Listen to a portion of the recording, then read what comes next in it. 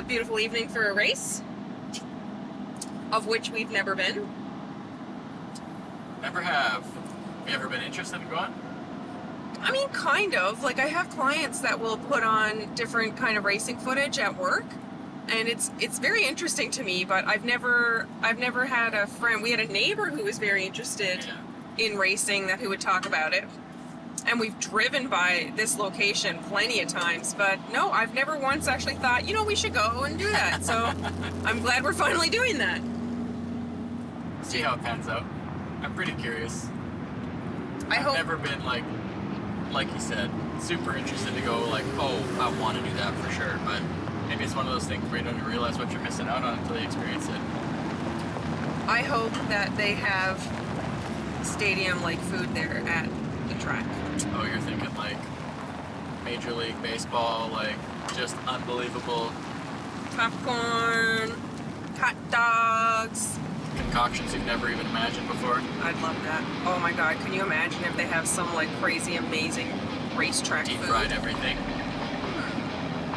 Not sad about it. Well, now I'm more curious about what it's going to be like.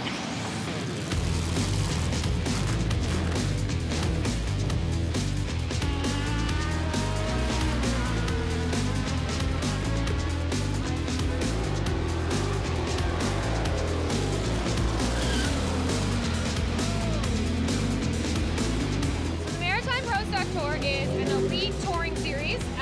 It's the highest level of stock car racing in the Maritimes, and we travel all around the Maritimes. So we go to 5 different tracks. We're in New Brunswick, up by Fredericton, Moncton.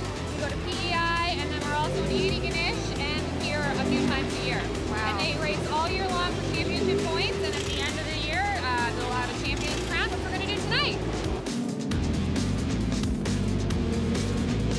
So what is your job, if anyone doesn't know? What don't it? Oh, me and here fair. Anywhere between announcing, helping do the street stock race tomorrow, organizing that. I run Tim's Corner TV, timscorner.ca, so we're all around doing everything else from that. Anywhere in the Maritimes, but this is home. This is Scotia Speedworld Friday nights, Maritime Pro Stock Tours on Saturday, so. I love that you even have the, like, you could tell that you do this announcing. So how long have you loved racing? I've been at this for 17 years. This is my 17th season here, and then a little bit before that, I've lost count. I don't... No kidding. Time flies when you're having No kidding.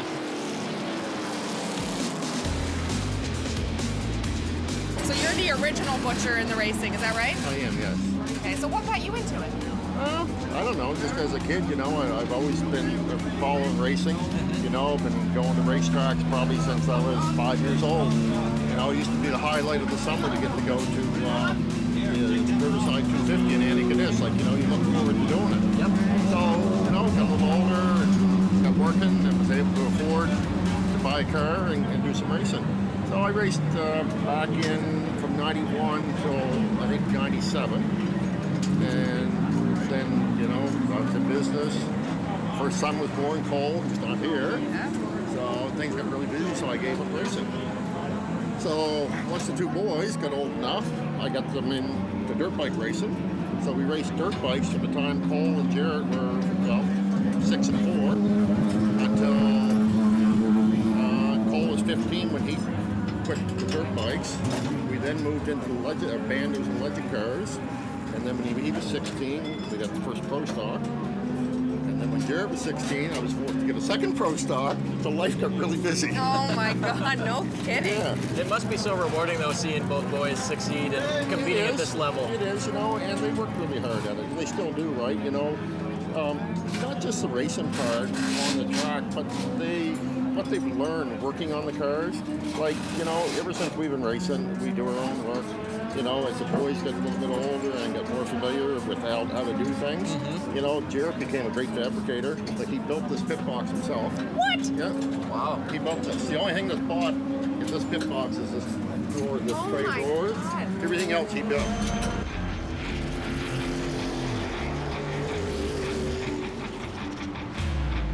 This is it, race day. Yeah, it's a pretty big one. It's been a really good season. We've had a lot of success. We've struggled here a little bit this year from our first win, but I feel really good about our chances today of winning. A championship. If it happens, it happens. It's one of those deals where you can't worry But the main thing I come here for now is just to win. If I can win, that I'll take wins any day. You can celebrate them every weekend. Championship, you only get to celebrate once a year. So. That's right. True enough. So we're race newbies, like completely newbies. What's it like to actually be racing out there? It's fun. So, you get out there and everything seems like it's so quick happening, but when you're doing it, everything just slows down. When you're used to doing it, regardless of the speed, you go to a bigger track, it's faster, but everything is bigger, everything is, so, it's kind of irrelevant. Everything, you just gotta, remember what you're doing and, it's, just a bigger track, smaller track, you just gotta know what you're there for. And like I said, everything will slow down to you once you get into your rhythm. Everything just slows down, things just happen. My role with this car is race day. I do tire temperatures and I record all the information that the crew gives me, just so that we have it during the week. We can take it back, analyze what we did right, what we did wrong, right? It gives us a baseline for every race. It's here. It's family and friends. Yeah. Now when I go down to some of the races in the U.S., the super late model races, a lot of the teams there, they're paid. They're paid to work on the car. But here, for the most part, it's family and friends. And that's, like I said, this crew here, some of them, we've been together for 25 years as friends. And like I said, they've been with us for over 10 in the cars. How special is it to have friends and family and your dad involved? Oh, it's awesome. I've gone down south. I've raced up here all the time, and having a family deal is so much fun. It's no stress to it at all.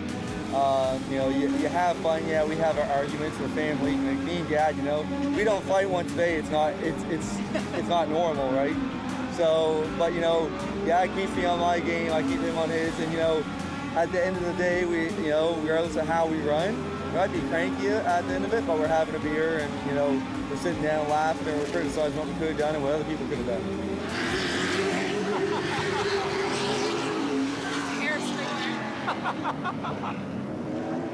Oh my God.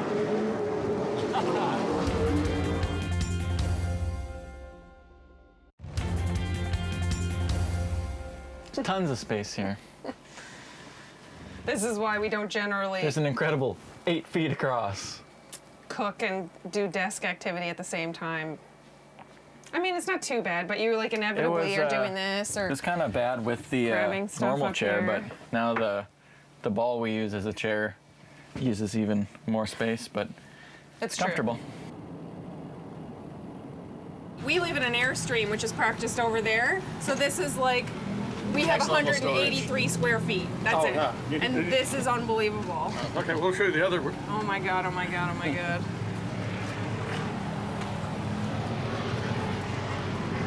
This is our home on wheels when you head to the States and stuff. Oh my God. Oh yeah, they're doing it right. Oh my God. Do you like the Alright. width compared to the trailer? Yeah. Okay. So yeah, Double because we don't have slides. Airstream never have slides. No, they're nice, but yeah, they're I nice. can't get over it. My God, it's the We've been shower. Oh, yeah. We were in Oxford 3 years ago, and someone come right up to the door, back door, we're leaving. I went, what do you want, Fred? He said, I want it. I want to buy the whole thing. He said, I want it right now. I want it right now. I want to buy the whole thing right now. You don't They're have just to like- park in the truck as it is, never mind the rig And this this, size. this is full generator, self-contained, right? Okay. And then the toter also has, or the trailer also has a generator, so AC, whatever, Yep. heat, the whole nine yards. Is it a classy rig? Oh yeah, it's a beautiful machine, that's for sure. Oh, and hot plate cooking on your air fryer? Gotta have it. I tell ya. All the necessities. Oh man, that's awesome. You're getting ideas now, aren't you? Like you would not believe. I'm ready to trade her in to get one of these. We've had the privilege of touring this unbelievable travel situation you have. We actually live in an Airstream that's 25 feet. It's 184 She's square very feet. jealous of your square Oh footage. my God, your shower alone, like I just fit in our shower. So yeah, it was pretty cool to see how you guys do tiny living as well. I mean, we only have the two of us in there, but you have like 4 or 5 at a time. Yeah, so there's times, there's not too many times that 4 or 5 of us will stay in it. Yeah. Most times it'll be 2 or 3 of us. We also have a camper on the other side that we take to every race. The first spot for the crew to stay, or in this trailer too. We always make sure that everyone's taken care of, whether it's food or staying somewhere. We we always make sure, because crew is first, they take their time, their volunteer time, and come to the races with us. They don't have to be here. If it wasn't for them, I wouldn't be here. My name's Gary Elliott. This is my 55th year racing. I'm known as Canada's Ironman. Tonight is our 888th consecutive race out of 1,330. And we also turned our fastest lap that we've ever turned on this track tonight. Twitter guy, I started doing that when the track asked me. But it's not Twitter anymore. Are you the X guy? It's still Twitter. I'm still Twitter guy. I'm not X guy, I'm Twitter guy. But yeah, Twitter guy, you can catch up see the race results. I tweet the heats, the features, Friday night racing, all season long. And then they call me up for some racing action like the Pro Stock Tour or today, the Legends Tour I'm tweeting. What got you involved in racing? Racing, I just loved it. It's a pastime. My dad used to be involved way back, and I just loved coming out, and I had lots of different friends that I, would cover their kids racing coming up, and then that, and then, I've made so many friends, and... I find it so funny that you have these very, incredibly modern tech trailers, and then they're using wooden hand curves. It works. Right. Now they are specifically cut from the factory. Oh, absolutely. Right. So they've got the front nose ones. They've got one that'll go from all the way from the front to the back. So the hood, the top of the car even has to have a certain height. They've also got what's called a referee, and it's standing out there. It essentially does all this measuring by going over, back and over it. So it measures the wheel length, it measures so then under the hood now, these are all sealed motors, so they have to have a seal on them for them to be able to race, so that everybody's the same. Do you actually ever have someone not pass? Because they did something they weren't supposed to? After the race tech is more extensive, so they'll pull transmissions, they'll pull carburetors, they'll pull, so it's a little more intense.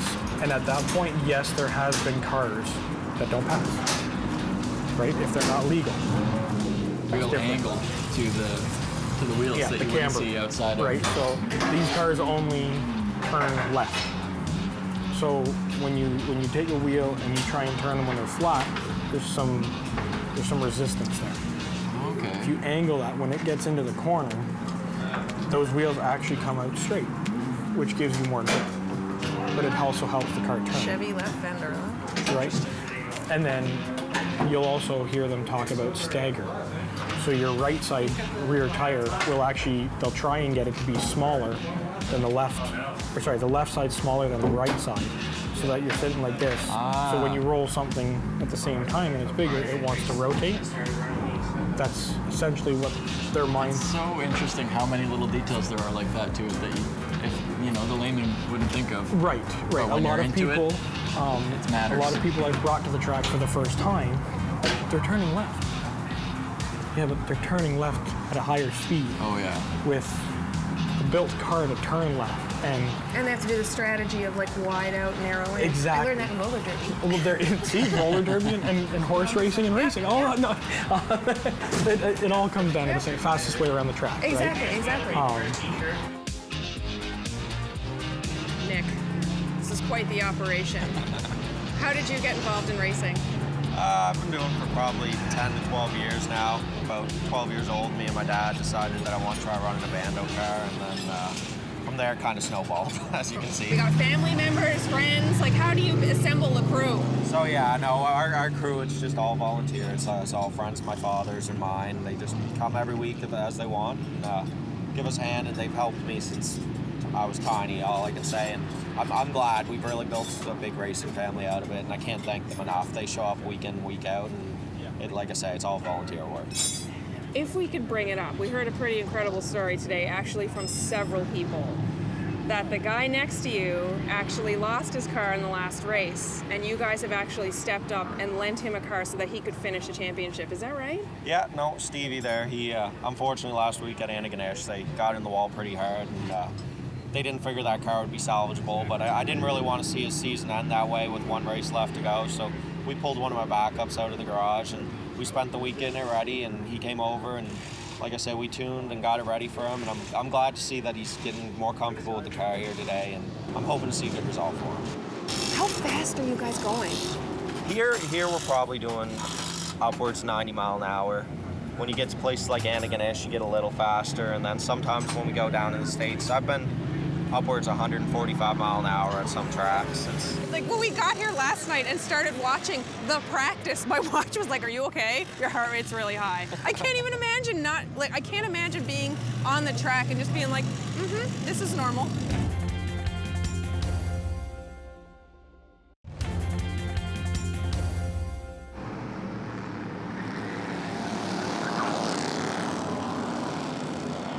That was the coolest thing I've ever seen.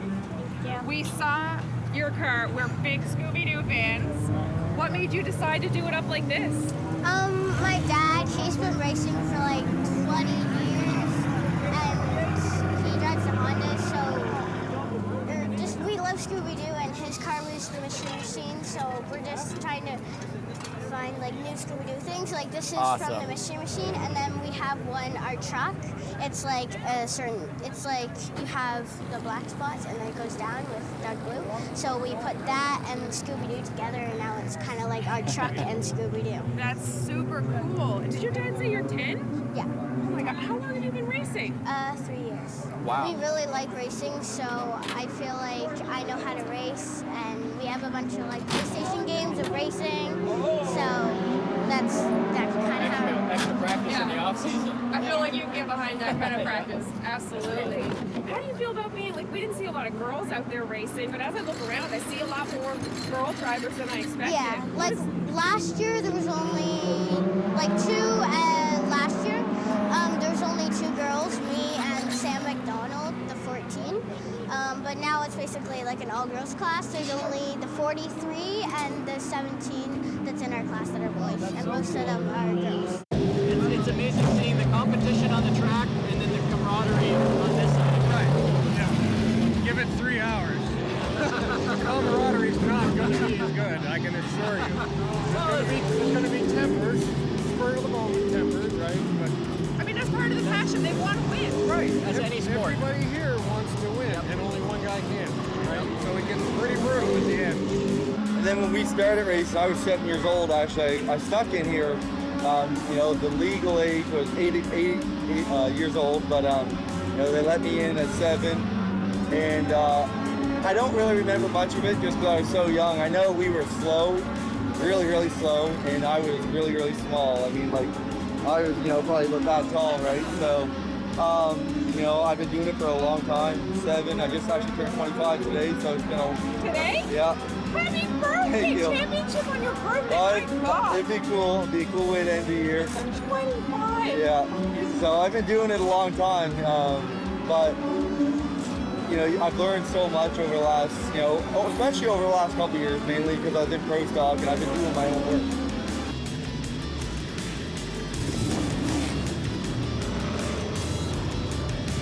Competitive, but we are one big racing family. It's a very small group of people at the end of the day who are really into what we do. So we do try and have each other's backs the best we can. My dad and I used to come to one race every year, which is the IWK 250, and that's actually where Nicholas and I met. We were down at the autograph session, and I kind of had a little crush, and then things just kind of started unfolding from there, and we've been together for 4 years now. Oh, wow. So it probably helps that you had a good understanding about how this worked before you got together. Yeah, Because I can't imagine coming in blind. This is like all-encompassing. It is. It's a passion for sure. I think that a lot of people don't realize how much time goes into it. Like, we're in the shop every night. I learned to get my hands dirty really quick. And yeah, it makes it fun. We follow him everywhere. My parents, my brother, we all go to every race. No way! Between all of Canada. Wow. We've gone to the States. We love it as much as he does, yeah, for sure. Have you ever hit a race where you're just like, I can't watch? Yes, there have been a few races. So we wear headsets when we watch the race because we can listen to Nicholas and his spotter and his dad. And there have been 1 or 2 races where I have to take the headset off because I just can't.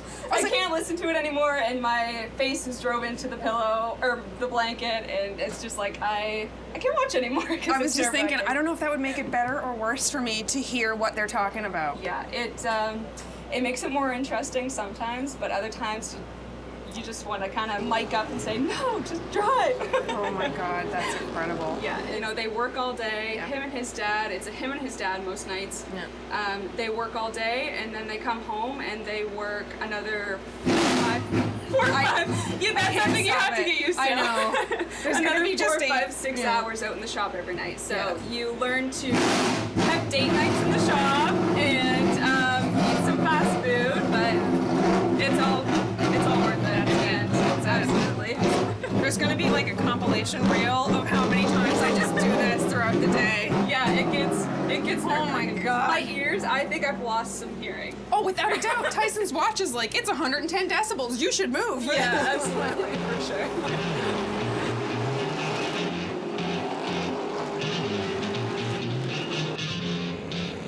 Do you have any fear going in there, or is like, nope, there's no room for fear? No, I don't really. Sometimes I have fear, like if, like just say you rolled over. Some people have rolled over. That would be scary to me, or like getting in a humongous crash. But like I've been in crashes before, so it's like not a No big really deal. Yeah. You live to drive another day. It is a community. The track has all the people, has all the fans. It's a Friday night family for us. You get different walks of life, different people. You know, from bandoleros and their parents and their folks just starting out in racing, and some that have been around for a while that have race cars, and all the way up to sportsmen. It's a whole family. We get from everywhere, you know, from Truro, Antigonish, down the other way to Halifax. We got a team here from Yarmouth tonight. Everywhere, and then when we get tomorrow with the Maritime Pro Stock Tour, you got teams from New Brunswick, Prince Edward Island. We got one team based out of Newfoundland and Labrador. So it's a neat deal. Good job, buddy. I think we're mostly blown away by how much family and community there is and everyone we talk to. Like you said, people you've had together for 10 years, you've got fathers and kids and daughters racing. Like, it's a really amazing passion. You know, it truly is a family sport, right? And you know, but the kids, you know, from the bandoleros up through the legend cars, and some of them will move on to pro stock. But you know, what they learn, and just the time together, right? You know, like, I mean, we work together. And you know, and since the boys were kids, we spend every weekend together, right? So Not a lot of families can do that. no. So we figured.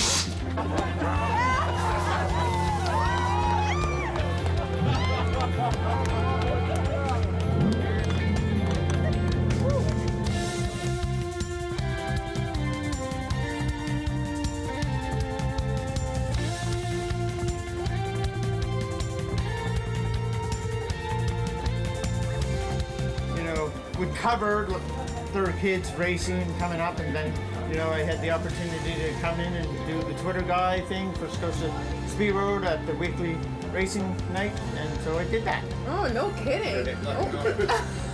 You were doing money years behind your head. That's so fun. What are they, groundhogs? Yeah. Oh, that's Gopher. Groundhog. Okay. Groundhog, gopher. Sounds Same. like Yeah. ground animal. 6 of them, doesn't it?